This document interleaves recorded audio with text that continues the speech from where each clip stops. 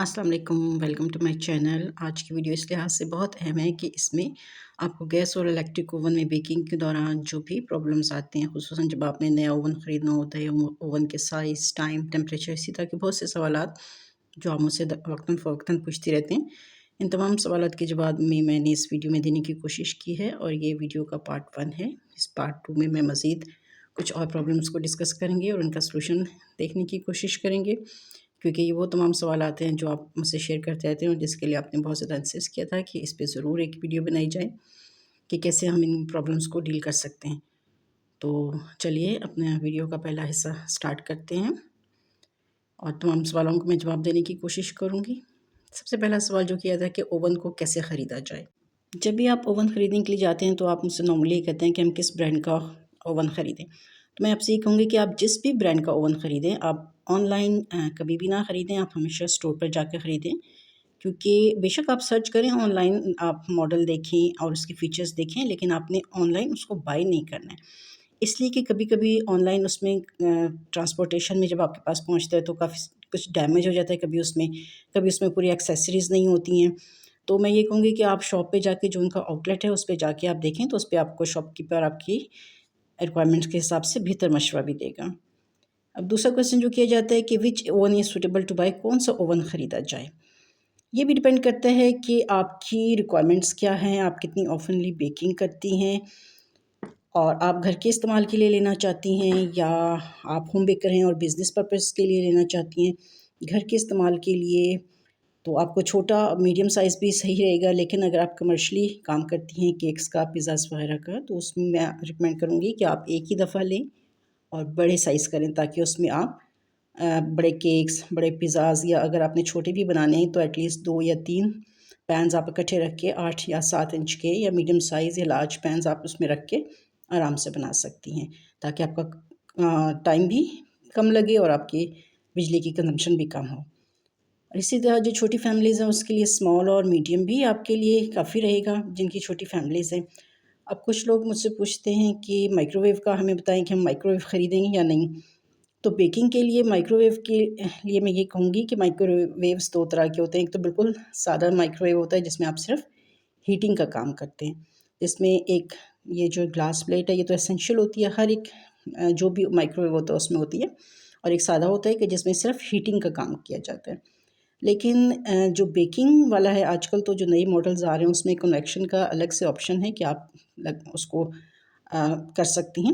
लेकिन जो जिनके पास इस तरह के ओवन्स हैं कि जिनके ऊपर ये एक हॉट प्लेट लगी हुई है, जिससे कि हम बेकिंग कर सकते हैं। अगर हमें नॉर्मल जो ओवन में बेकिंग की जाती है उसमें क्रस्ट नहीं आता या ब्राउन नहीं होता, लेकिन जिन ओवन्स में ये वाली प्लेट लगी होती है, उनमें जो है ये आपकी रोस्टिंग भी हो सकती है, ग्रिलिंग भी हो सकती है और आपकी जो भी आप बेक कर रही हैं उसको आप क्रस्ट भी दे सकती हैं, आपको कलर भी दे सकती हैं।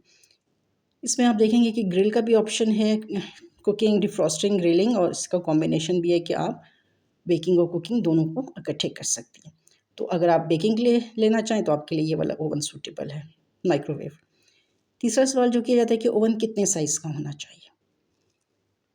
देखें, अगर ओवन की जो कैपेसिटी है, इंटरनल कैपेसिटी है, वो शो करती है कि इसमें कुकिंग और बेकिंग के लिए कितनी स्पेस मौजूद है। अगर आप कमर्शियल यूज़ के लिए लेना चाहती हैं तो 40 से 60 लीटर्स तक का आप ले सकती हैं, क्योंकि इसमें मुख्तलिफ़ किस्म की बेकिंग ट्रेज़, पाई डिश, रोस्टिंग ट्रेज़ वगैरह, पैन वगैरह रख सकती हैं। और एक अगर जो छोटी फैमिली है उसके लिए अगर आपने लेना हो तो 15 से 25 लीटर तक का भी, ये मेरा 15 लीटर वाला है, ये आप आराम से ले सकती हैं, जिसकी छोटी फैमिली है, 2 या 3 या 4 लोग हैं। क्योंकि अभी नॉर्मली जो एक प्रॉब्लम आप मुझे बताती हैं कि हमें पता नहीं चलता कि अगर ये 15 लीटर्स का है या 20 लीटर का है या 48 लीटर्स का, 60 लीटर्स का, तो इसमें कितनी इंच की ट्रे या इसमें पैन्स आ सकते हैं।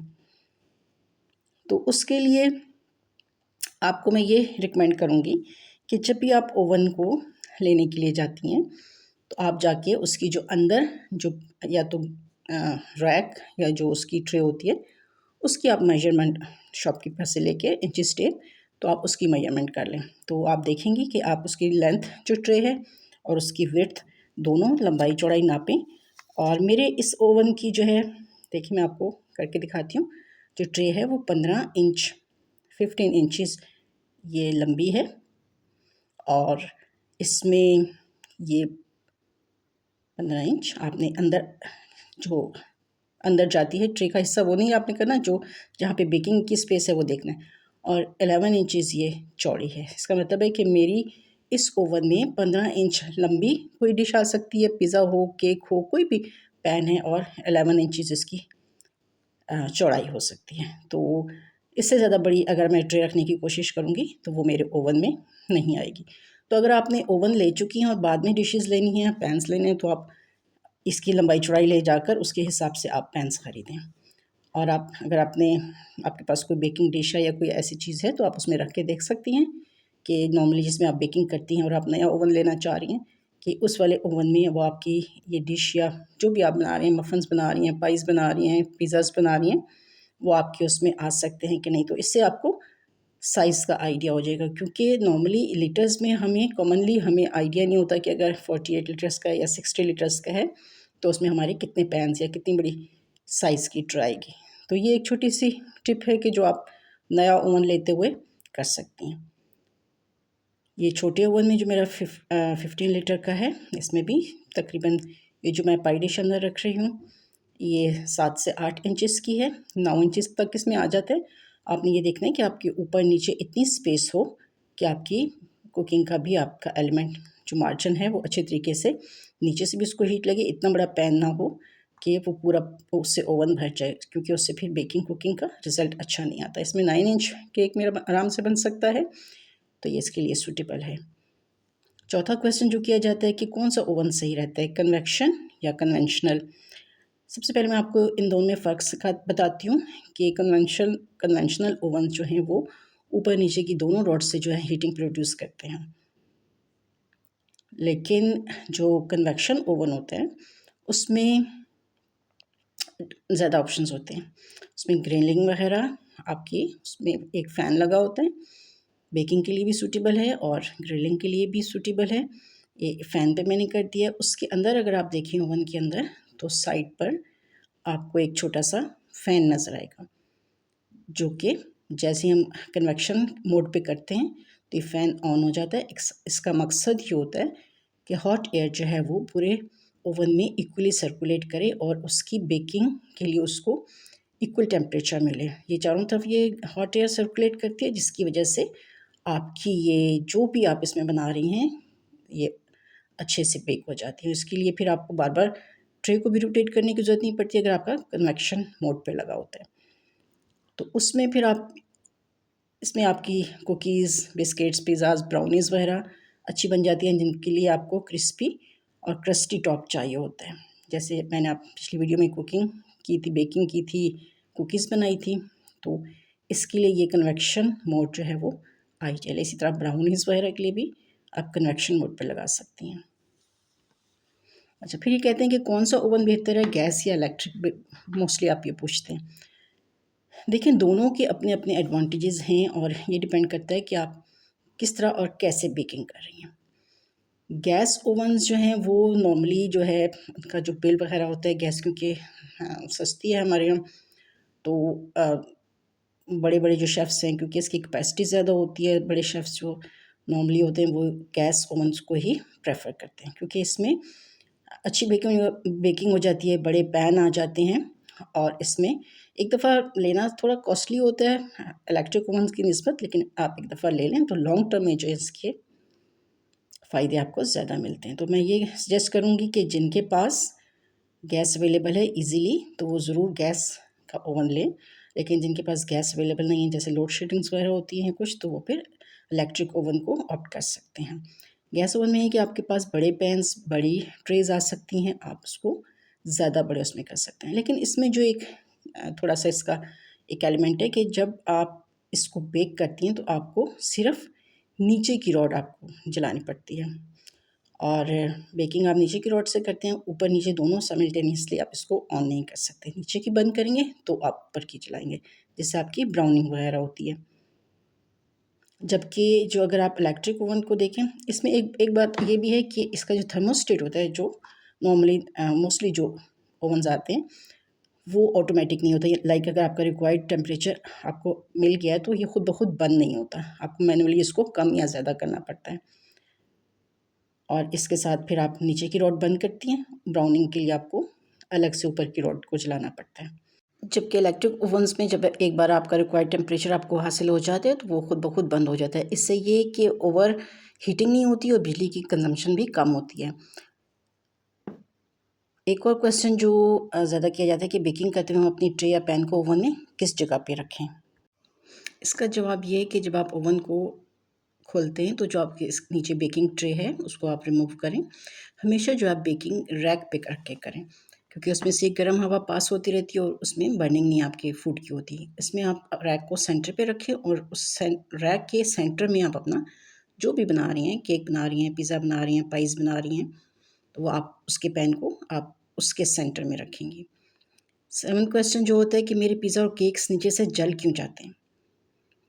इसका आंसर ये है कि बहुत सारी इसकी 2-3 वजहें हो सकती हैं, जिनमें से पहली वजह ये है कि हम रैक्स को गलत जगह पे रखते हैं और एक और रीज़न ये भी हो सकती है कि जो भी हमारी ट्रे है वो हीटिंग एलिमेंट के रॉड्स के बहुत नज़दीक हम रख देते हैं। तो इसका इलाज ये है कि अगर आप नीचे की रॉड्स फॉर एग्ज़ाम्पल अगर आप नीचे की रॉड से बेकिंग कर रही हैं, तो आप जो भी आपकी बेकिंग ट्रे है उसके नीचे आप एक एक्स्ट्रा पैन रखेंगी, जिसकी वजह से आपकी जो नीचे से केक्स या पिज़्ज़ाज़ या कोई भी चीज़ है जो आप बना रही हैं उसके नीचे एक इज़ाफ़ी ट्रे रखने से आप उसको बर्निंग से बचा लेते हैं। तो अक्सर लोग कहते हैं कि जो पिज़्ज़ा ओवन की जो अपनी ट्रे है वो रखी जाए, लेकिन वो मैं उसको रिकमेंड नहीं करूँगी, क्योंकि वो मेटल की बहुत जल्दी हीट अप हो जाती है, उसका मेटल ऐसा होता है और वो चीज़ों को बर्न करती है। इसी तरह गैस के ओवन में भी ये है कि जब भी आप बेकिंग करें उसमें आप एक इज़ाफ़ी ट्रे रखें और कुछ भी आप बेक कर रही हैं तो आप उसके ऊपर रख सकती हैं, जिसकी वजह से ये बहुत अच्छी इसकी बेकिंग के रिज़ल्ट्स आते हैं और ये मेरा अपना पर्सनल एक्सपीरियंस है और हमेशा मैं अपने स्टूडेंट्स को भी और फ्रेंड्स को भी यही रिकमेंड करती हूँ। इससे आप बर्निंग से अवॉइड कर सकते हैं। एक और क्वेश्चन जो किया जाता है कि बेकिंग करते हुए कौन-सी रॉड को ऑन करना चाहिए? इसमें देखें गैस में तो ऑप्शन ही ये है कि आप एक टाइम में एक ही रॉड या ऊपर की कर सकती हैं नीचे की, तो उसमें तो आप सिर्फ नीचे की रॉड से ही प्री हीटिंग भी करेंगे और नीचे की रॉड से को ही ऑन करके बेकिंग करेंगे। लेकिन इलेक्ट्रिक ओवन्स में आपके पास ऑप्शंस होते हैं कि आप ऊपर की रॉड ऑन कर सकते हैं या नीचे की रॉड ऑन कर सकते हैं, या अगर आप साइमल्टेनियसली एक ही वक्त में ऊपर और नीचे दोनों की रॉड्स को भी ऑन कर सकते हैं। तो प्री हीटिंग जो है आप दोनों ऊपर नीचे की रॉड्स को ऑन करके आप प्री हीटिंग करें। इस ऊपर नीचे की रॉड पे सेट करें और जब आपका ओवन खाली हो, अभी उसमें आपने कुछ रखना ही नहीं है, प्री हीटिंग करें तकरीबन 10 मिनट के लिए। उसके बाद आप उसमें वो एक्स्ट्रा जो मैंने ट्रे बताई है आप उसमें वो रखें रैक पे सेंटर पे, और फिर जो भी आप चीज़ बेक कर रही हैं वो अपनी बेकिंग ट्रे उसके एक्स्ट्रा जो ट्रे है उसके ऊपर आप रखेंगी। अभी ऊपर नीचे दोनों रॉड्स जल रही हैं, जब आप बेकिंग के लिए रख देंगी तो फिर आप सिर्फ नीचे वाली रॉड ऑन करेंगी, क्योंकि नीचे की रॉड से बेकिंग बहुत अच्छी होती है और बहुत अच्छे रिजल्ट आते हैं। जब आप देखती हैं कि ये देखिए नीचे की रॉड्स मैंने लाइट ऑफ करके भी दिखाया है ताकि प्रोमिनेंट हो जाए। जब आप समझती हैं कि फुली बेक्ड हो गए हैं और भी आपने इनको सिर्फ कलर देना है, तो आपने ये करना है 5 से 7 मिनट जब रह जाएँ तो आपने ये करना है कि जो भी आप चीज़ बेक कर रही हैं आपने उसको बाहर निकालना है। जो आपने एक्स्ट्रा पैन रखा था, क्योंकि ये हमने पैन नीचे की रॉड्स से ताकि जले ना इसलिए रखा था, नीचे की रॉड्स अभी हम बंद कर देंगे, इसलिए ये पैन भी निकाल लें एक्स्ट्रा ट्रे। उसके साथ आप जो रैक है जाली है आप उसको एक स्टेप और नीचे कर दें, और जो भी चीज़ आप बेक कर रही हैं, केक है या पाइस हैं या बन्स हैं, ब्रेड्स हैं, कुछ भी कुकीज़ बना रही हैं, आप उसको रखें, ओवन को बंद कर दें और अब जो इसका मोड है आप उसको ऊपर वाली रॉड्स को ऑन कर दें। ये देखिए मैंने ऊपर की रॉड्स पे कर दिया इसको, ताकि इसकी ऊपर से टॉप की जो है वो गोल्डन, या अगर आप थोड़ा सा ज़्यादा चाहें तो ब्राउनिंग हो जाए। देखिए ऊपर की रॉड्स ऑन हो गई हैं।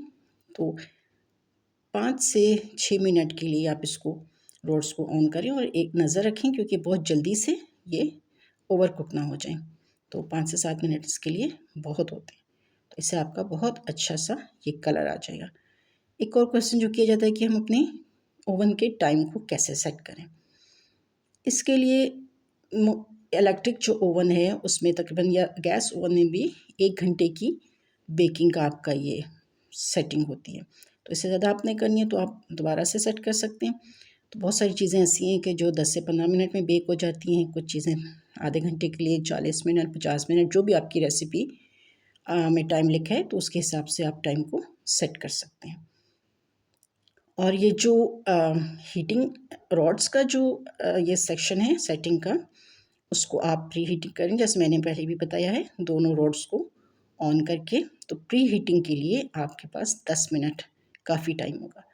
तो प्री हीटिंग कर दें आपको 10 मिनट के लिए। आपने अपने ओवन को प्री हीट कर दिया है, फुली प्री हीट हो जाए, 10 मिनट आपके ख़त्म हो जाएंगे। तो फिर जो आपकी रेसिपी में टाइम है, फॉर एग्जांपल अगर 40 मिनट है तो आप 40 मिनट के लिए टाइमर लगाएं दोबारा से, और अपनी ट्रे जो भी आप बेक करना चाहते हैं उसमें आप बेक करें, दरवाज़ा बंद कर दें और आपकी अच्छी सी बेकिंग स्टार्ट हो जाएगी। 40 मिनट में आप देखते रहें कि उस पर एक नज़र रखें कि आपकी बेकिंग सही हो रही है।